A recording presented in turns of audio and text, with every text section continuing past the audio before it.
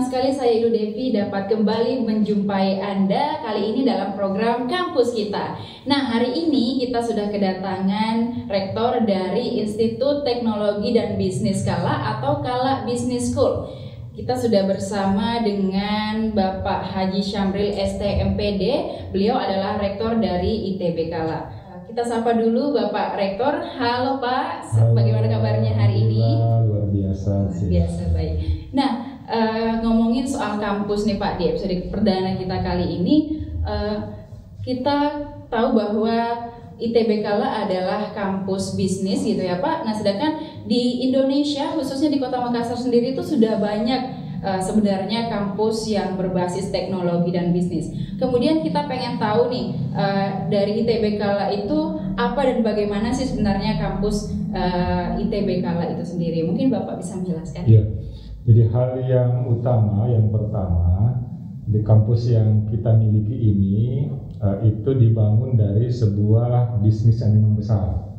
Ya, kita kenal Kala Group ya. Alhamdulillah Kala Group ini dari keluarga Kala itu sudah 69 tahun dan sangat jarang ada perusahaan yang bisa bertahan selama itu. Jadi berangkat dari sebuah niat baik dari owner Kala untuk membagikan ilmu bisnis. Ya, bagaimana mereka bisa berkembang dan ingin kelak di Sulsel ini khususnya ya di Indonesia umumnya itu banyak juga perusahaan-perusahaan yang bisa sebesar Kala Group. Nah, itu yang pertama. Jadi memang kampus kami ini didesain antara teori, praktek ya, dosen akademisi, praktisi, kemudian di kelas masuk ke lapangan, lihat langsung real bisnis, kita undang para CEO perusahaan di Kala Group khususnya. Jadi seperti itulah. Jadi betul-betul best practice yang ada itu kita usahakan untuk dipelajari secara nyata oleh mahasiswa. Baik, jadi Kala Business School ini terbilang baru gitu ya Pak? Iya, baru. Kami baru 5 Juli 2019. Ya, jadi baru 2 tahun lebih 1 pekan ya. Mahasiswanya sendiri sudah ada yang lulus atau bagaimana? Belum ada? Kan kalau satu siklus lulus itu paling cepat 4 tahun. Jadi ini baru semester 4. Jadi Kala Business School ini terbilang baru di Kota Makassar, tapi nggak kalah gitu ya Pak dari kampus-kampus swasta lainnya. Ya, jadi meskipun kami masih baru, itu 2 orang mahasiswa kami itu sudah berprestasi tingkat Sulsel. Jadi ada yang duta pariwisata, terus ada satu lagi duta literasi ya. Itu mewakili Sulsel sampai di nasional yang pariwisata itu. Duta kampus ya, duta kampus. Baik, ngomongin soal kualitas mahasiswanya nih Pak. Kala Group sendiri kan atau ITB Kala sendiri kan fokusnya di bidang bisnis dan teknologi dan bisnis. Itu bisa dikatakan bisa jadi startup kemudian ya Pak mahasiswa-mahasiswanya. Nah, dari Kominfo sendiri dan pemerintah ada program menciptakan 1000 startup untuk Indonesia. Terus apa kemudian peran ITB Kala atau apakah ada korelasi ITB Kala dengan program Kominfo itu? Iya, jadi baru kemarin ya kami ada kerjasama tuh dengan 1000 startup. Jadi mereka roadshow kampus-kampus. Jadi kami fasilitasi ikut, kemudian dan memang relevan ya karena prodi yang ada di kami itu ada 4 ya, ada kewirausahaan. Nah, kalau bicara startup kan pasti bisnis ya. Nah, yang kedua bisnis digital. Nah, connect tuh. Ya, jadi bagaimana bisnis ini betul-betul menggunakan era digital ini. Jadi kemarin juga memang program itu kan startup digital. Kemudian yang ketiga manajemen retail. Terus yang keempat sistem informasi. Jadi sistem informasi ini ya coding ya, programming, artificial intelligence. Jadi itu sangat relevan dengan program itu. Jadi apa yang dipelajari oleh mahasiswa misalnya ya, semua mahasiswa kami meskipun dia di prodi kewirausahaan itu belajar tentang digital, belajar tentang teknologi ya. Kemudian yang di prodi sistem informasi belajar tentang bisnis. Jadi begitu, tinggal nanti porsinya aja yang kita bedakan. Jadi kalau misalnya dia porsinya di SI, sistem informasi yang lebih besar ya teknologinya. Nah, Kalau yang kewirausahaan lebih besar di bisnisnya. Jadi dari keempat jurusan atau prodi yang ada di ITB Kala ini semuanya saling berkorelasi begitu ya Pak? Iya. Jadi karena memang kami desainnya itu ada semacam blueprint ya. Misalnya terkait dengan values. Ya tadi ya ada values Jalan Kala. Kemudian terkait dengan bisnis. Ya, bagaimana bisnis itu dimulai dari ide, ya, prototype sampai running. Nah, kemudian terkait dengan sosial. Jadi kami ada sosial SHS ya namanya, social humanity. Jadi bahwa bisnis atau apapun tidak boleh lepas dari masyarakat. Jadi kan kalau kita kenal ya ada CSR, ada apa, nah itu dipelajari tuh sama anak-anak itu. Bahkan mereka tidak harus menunggu tahun ketiga, tahun keempat KKN-nya tidak harus. Itu semester 2, semester 4 di mata kuliah itu mereka sudah turun ke desa ya untuk melakukan kegiatan-kegiatan kemasyarakatan. Nah itu contohnya ya, jadi memang ada blueprint tadi ya ke bisnisnya, ke teknologinya, kemudian ke sosialnya. Baik, jadi dari ITB Kala sendiri dalam mendukung bagaimana kemudian mahasiswanya nantinya bisa jadi startup atau pebisnis yang sukses mungkin Pak, apakah difasilitasi semisal untuk prakteknya itu boleh praktek di mana, ataukah dosennya mungkin didatangkan langsung dari misalnya yang punya perusahaan ini nih atau startup di bidang ini nih sebagai wadah atau bisa berinteraksi langsung lah mahasiswanya dengan orang-orang yang memang sudah ahli di bidangnya gitu Pak. Iya. Jadi ini bisa kita lakukan mandiri, bisa juga masuk dalam program yang disiapkan oleh 1000 Startup Digital. Misalnya gini, kalau program mandiri, kami selain dosen akademisi juga ada praktisi, juga kami buat network dengan komunitas-komunitas. Jadi misalnya komunitas terkait digital, komunitas terkait entrepreneur ya. Kita ada komunitas HIPMI ya, dengan mana lagi ya kita kerjasama. OKOC ya itu juga kita kerjasama. Nah kemudian terkait misalnya mereka mengasah kan gini ya, tidak harus langsung buat tuh startup digital itu. Dia mengasah misalnya ya bagaimana sih ini membuat bisnis ini. Nah itu di mata kuliah itu sudah ada tuh. Di kami ada mata kuliah design thinking. Jadi mereka mencari ide. Dan yang menguji itu bukan dosen kami aja, kami undang dari luar. Kalau misalnya mereka idenya itu startup digital, kami akan undang orang yang punya memang owner bisnis digital ya, owner startup digital. Nah, itu dia bisa memperkaya. Nah kemudian lebih jauh lagi bisa jadi mentornya. Dan saya lihat juga kan di programnya 1000 Startup Digital itu juga bagus kok. Dia ada ignitionnya, kemudian ada bootcampnya ya, kemudian ada mentoringnya. Jadi nanti bisa kita ikutkan di jalur itu. Baik, mengenai mentor tadi saya dengar-dengar di ITB Kala ini katanya mahasiswanya satu mahasiswa itu satu mentor gitu ya Pak. Jadi memang benar-benar dilatih mahasiswanya, bukan sekedar dia masuk kuliah dia maunya ngapain aja itu tetap terhandle sama mentor-mentor yang sudah disediakan dari ITB Kala. Sebenarnya jadi di dalam desain kurikulum kita awali di tahun pertama itu namanya personal development. Jadi anak-anak ini sudah harus mengenali, jadi dia membuat sungai kehidupannya. Gitu ya, jadi dia mau kemana, sekian tahun mau kemana. Dan itu yang dosennya itu psikolog. Yaitu psikolog di Kala Group ya, namanya Pak Ajat. Beliaulah yang memegang mata kuliah itu. Ya, jadi anak-anak buat mengenali dirinya sampai dia personal tiap anak itu di coach. Jadi ada sesi one to one-nya ya. Dia konsultasi dengan psikolognya ini, dosennya juga psikolog. Nah kemudian pada saat nanti mereka mulai berpikir untuk bisnis, kan kita memang dorong. Jadi istilahnya kuliah sambil berbisnis. Nah, udah beberapa ya, ada yang punya kafe, ada yang punya produk lilin aromaterapi dan lain sebagainya. Jadi itulah yang terjadi. Itu menarik tuh. Saya baca di komen anak-anak ini ya, kan kita ada evaluasi dosen tiap setengah semester. Jadi mereka seolah-olah dosennya itu dikonsultannya. Jadi dia kuliah, belajar sambil bisnisnya itu dia konsultan ke dosennya.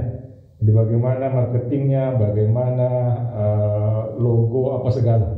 Jadi saya bilang seperti ini ya, menarik juga tuh. Jadi dia daripada ya cari konsultan dari luar, dosennya tuh jadi konsultan. Jadi mahasiswanya ini selain belajar gitu ya Pak di kampus, kemudian langsung ada sudah dibekali untuk gimana sih belajar sambil menciptakan bisnis sedari dini mungkin atau sejak awal mungkin. Jadi artinya dia belajar tapi langsung ada prakteknya gitu ya Pak. Yeah. Kemudian ada semacam bimbingan konseling kepada mahasiswanya gitu Pak. Iya, jadi terutama misalnya ya kalau dia prodinya itu kewirausahaan, yaitu memang tahun ketiga itu sudah harus punya prototype. Jadi apa bisnisnya bisa bersama. Nah kemudian kita hubungkan dengan bank. Jadi ya kemarin sudah ada bank yang sudah kami komunikasi intens, ini tinggal MOU-nya. Jadi itu mereka bisa diberi modal itu sampai 50 sampai 200 juta. Dan itu tanpa agunan ya, tanpa jaminan. Karena yang nanti jadi penjaminnya itu kampus.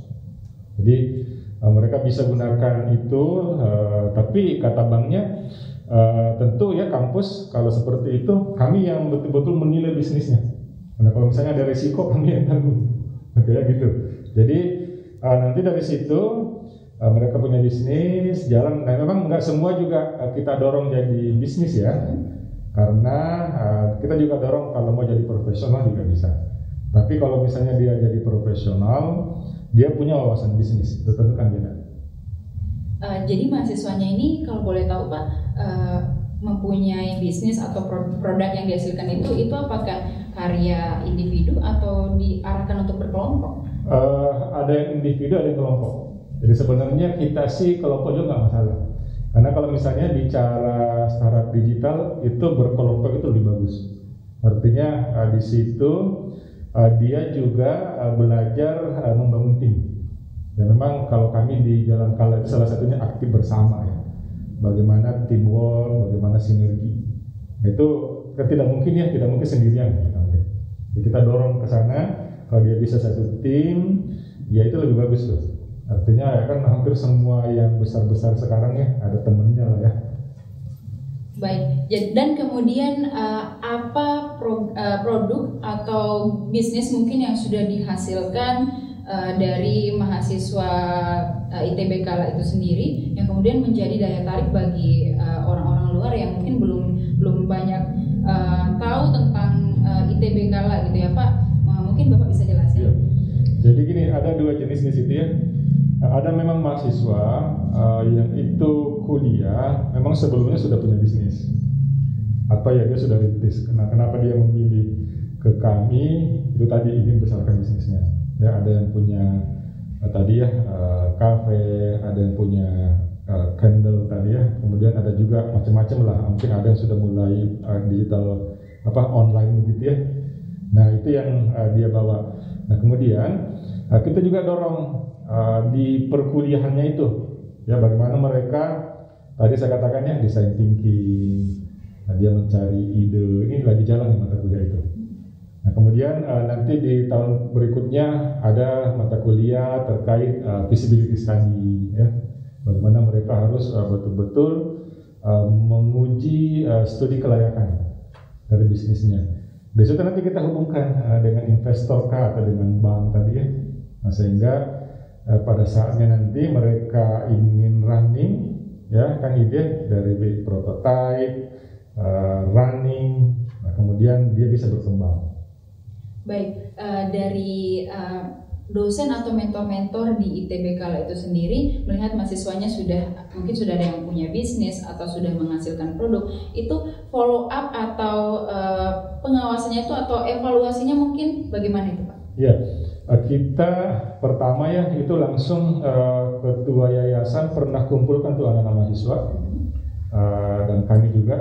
Jadi intinya begini, kalian yang punya bisnis kita akan bimbing ya agar betul-betul bisa berkembang. Nah, tadi saya katakan, jadi kan mahasiswa ini kan ada PA-nya ya, ada pembimbing akademik namanya. Jadi ada tiap orang, ada dosen yang memang menjadi PA, pembimbing akademiknya. Nah itulah yang memonitor nih mahasiswa. Nah kemudian kita juga rencana nih, ini kemarin kami bahas, itu akan ada juga, kita ada khusus kalau di SMA ya ada namanya guru BK ya. Nah kita juga ada khusus nanti nih, jadi mungkin bukan guru BK kalau kampus, tapi lebih kepada ya di situ dia bisa coaching, bisa mentoring atau mungkin counseling ya. Artinya bisa jadi ada masalah di kehidupannya, ada masalah di bisnisnya selain yang sifatnya manajerial, mungkin ada juga personal. Nah dia bisa juga tuh kita akan cari lulusan psikologi untuk membantu anak-anak ini.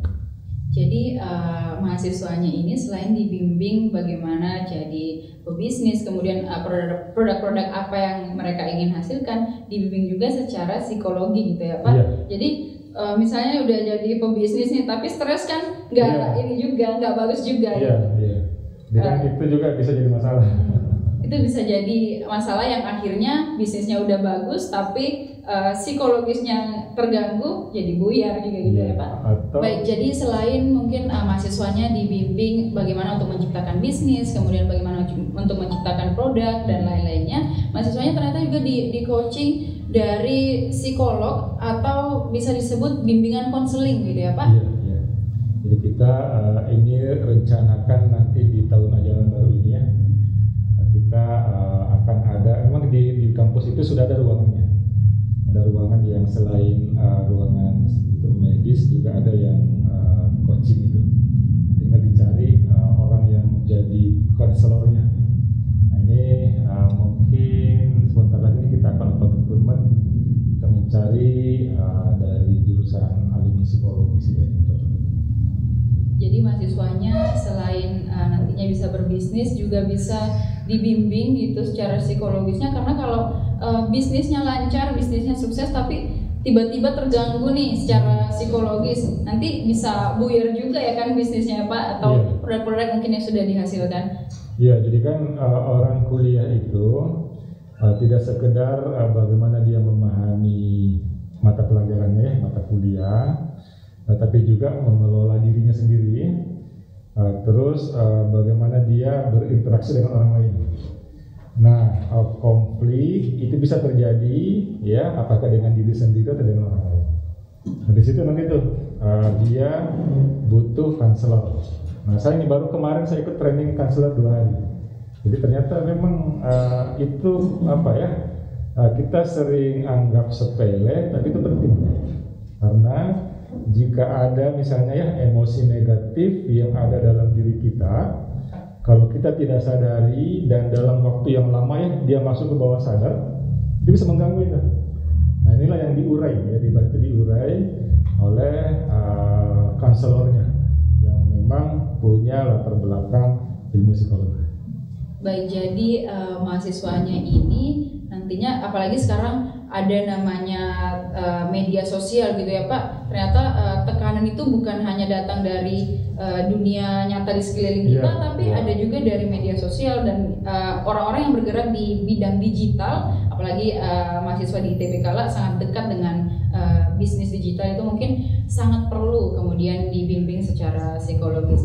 Baik, mungkin kita ingin bertanya kemudian mengenai Kala Ways nih Pak. Ada Kala Ways mungkin di ITB Kala itu sendiri, bagaimana apa sebenarnya Kala Ways itu, kemudian bagaimana penerapannya kepada mahasiswa, mungkin kepada dosen atau mentornya. Ya, Kala Ways ini kan itu dari idea values atau culture yang ada di Kala Group.